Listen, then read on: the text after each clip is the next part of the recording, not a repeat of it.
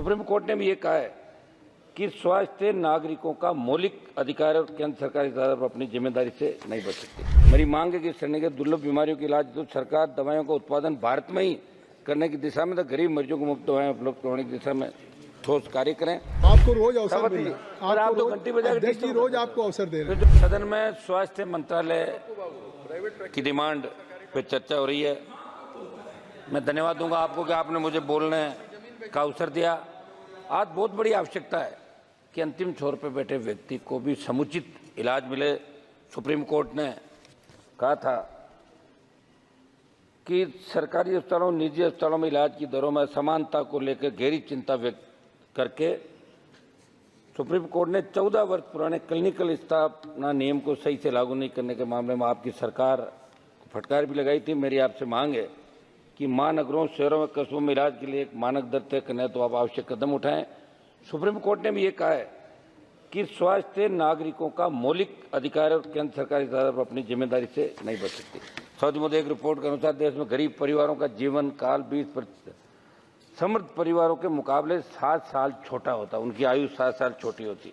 Saudi Modi दुर्लभ बीमारियों और महंगे इलाज, इस सदन के अंदर बहुत सी चर्चा हुई। स्वास्थ्य को लेकर भी पक्ष विपक्ष सब लोगों ने अपनी पीड़ा व्यक्त की। हर व्यक्ति चाहता है कि हमारा हिंदुस्तान सुरक्षित हो, स्वस्थ हो। और आजकल जो हार्ट अटैक और ब्रेन स्ट्रोक से जो मौतें हो रही है लगातार, छोटी आयु के 18 साल, 25 साल, 35 साल, 40 साल, चिंता का विषय कि आखिर ये मौतें क्यों हो रही है, इसको लेकर भी लोग चिंतित है।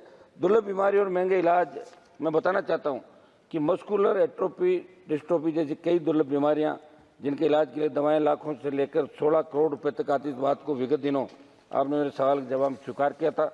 मंत्री जी, आपने दुर्लभ बीमारियों के इलाज राजस्थान के जोधपुर स्थित एम्स अस्पताल को रेयर डिजीज का सेंटर ऑफ एक्सीलेंस बना रखा है। 5 करोड़ रुपए अनुदान के भी दिए, लेकिन वहाँ जेनेटिक इन्वेस्टिगेशन, एक्सोम सीक्वेंसिंग जैसी जांचों की सुविधा ही नहीं है। ऐसे में केवल काउंसलिंग और परामर्श के सारे दुर्लभ बीमारियों का इलाज संभव नहीं है। मेरी मांग है कि श्रेणी के दुर्लभ बीमारियों के इलाज तो सरकार दवाइयों का उत्पादन भारत में ही करने की दिशा में, तो गरीब मरीजों को मुफ्त दवाएं उपलब्ध कराने की दिशा में ठोस कार्य करें। धन्यवाद। सरकार बात तो करना सुझाव। सरकार के मंत्री नितिन गडकरी जी ने 28 जुलाई को फाइनेंस मिनिस्टर को लेटर लिखा, जिसमें उन्होंने लाइफ और मेडिकल इंश्योरेंस प्रीमियम पर 18% जीएसटी को वापस लेने की मांग की। मैं मांग करता हूं प्रधानमंत्री जी से और वित्त मंत्री जी से कि उनके पत्र पर ध्यान दें, हमारी मांगों का भी आप ध्यान रखें। मंत्री जी, प्रधानमंत्री आयुष्मान योजना के अंतर्गत 5 लाख तक का इलाज मुफ्त है और हमारी राज्य सरकारें 25 लाख रुपए मुख्यमंत्री आयुष्मान के अंदर करते। मैं मांग करता हूं कि इसका भी आप 25 लाख रुपए बढ़ा के करें। निजी अस्पतालों में बहुत लूट मचा रही, इस पर लगाम लगाओ। और कई निजी, 1 मिनट में समाप्त करूंगा सर, निजी अस्पताल आयुष्मान कार्ड के डाटा लेकर मिलीभगत से फर्जीवाड़ा कर पैसे उड़े, इसकी जाँच कराए। मंत्री जी, आप जवाब दे तो जरूर बताएं कि एक रिपोर्ट के अनुसार भारत में 5,23,000 लोगों की मौत हुई और WHO के अनुसार भारत में 47 लाख लोगों की मौत हुई।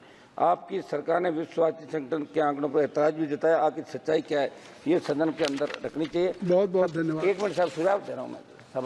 1 मिनट, हम लास्ट तक कोरम पूरा करने वाले मेंबर हैं साहब। लास्ट रात को 1-1 बजे तक बैठे। आपको रोज अवसर मिले, आप तो घंटी बजा के रोज आपको अवसर दे रहे हैं। जो थोड़ा बहुत याद करके आते हैं वो भी भूल जाते हैं हम लोग ना। मंत्री जी, सदन में 17वीं लोकसभा में एक जो कोरोना से मौतें हुई, उसमें हमने मुआवजे की मांग उठाई थी। 8/4/2022 को तत्कालीन स्वास्थ्य मंत्री जी ने जवाब भेजकर बताया कि माननीय सुप्रीम कोर्ट के निर्देश के बाद भारत सरकार ने राष्ट्रीय आपदा प्रबंधन प्राधिकरण के माध्यम से कोरोना में दिवंगत हुए लोगों के परिजनों को आर्थिक सहायता देने के निर्देश जारी किए। आप जब भी जवाब दें तो ये बताएं कि कितने परिवारों को ये सहायता नहीं मिली। राजस्थान में किडनी ट्रांसप्लांट फर्जीवाड़ा, 1 मिनट में समाप्त करूंगा साहब। प्लीज 1 मिनट आप बैठे तो कम से कम 1 मिनट का समय दें साहब। राजस्थान में किडनी ट्रांसप्लांट के फर्जीवाड़े की गूंज देश के अंदर रही। आपकी सरकार वहाँ जांच करा रही है। मैं चाहता हूँ कि अंग प्रत्यार्पण के मामले की सीधे का पूरा नेटवर्क खत्म हो साहब। मेरे इलाके चंद्रशेखर जी, अब मेरे इलाके साहब 1 मिनट साहब, 1 लाइन, हाँ 1 लाइन ही 1 मिनट साहब। मेरे इलाके का 1 मिनट बोल रहा हूँ मैं।